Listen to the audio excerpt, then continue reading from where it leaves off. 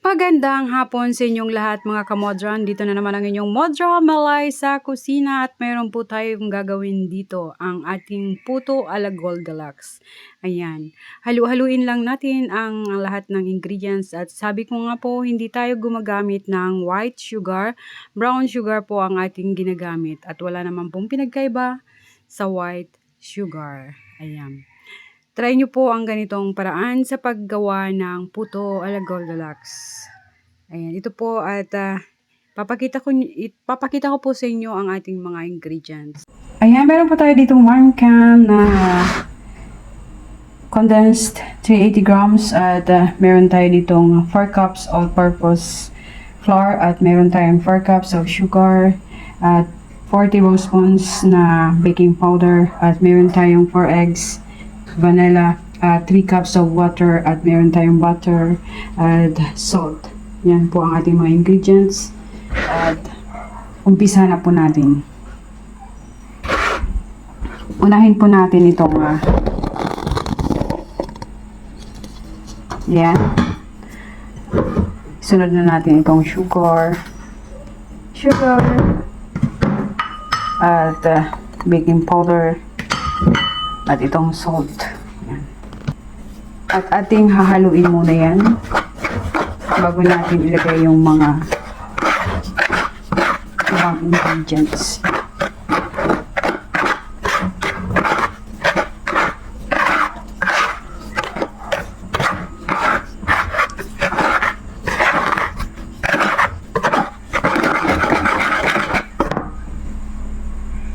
Ilagay na natin itong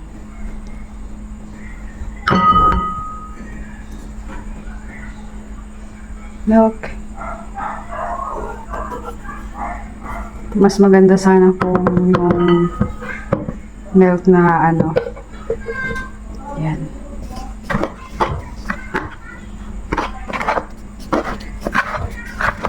Ilagay na rin natin itong itlog. Yan. Yung butter hindi pa tunaw. Lagyan na natin yung butter. Melted butter. At meron tayo ditong 3 cups of butter. At meron tayo dito ang vanilla. Yan. Ayan, kuting mekos-mekos lang at tapos agad dyan. Ayan.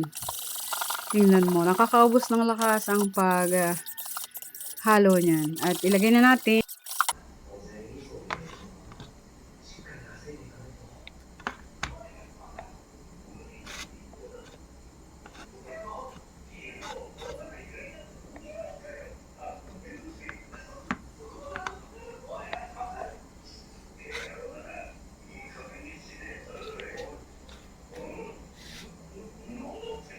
Aking pinaglutuan, yan po yung sa rice cooker na nasira at ayan na po.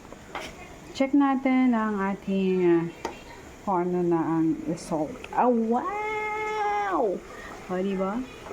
Nyam, nyam, nyam, nyam, nyam, nyam. Yan na po ang ating puto. Ang ating puto choco. Look perfect. Try ko lang po kung anong lasa niya. Choco puto. Chocolate puto.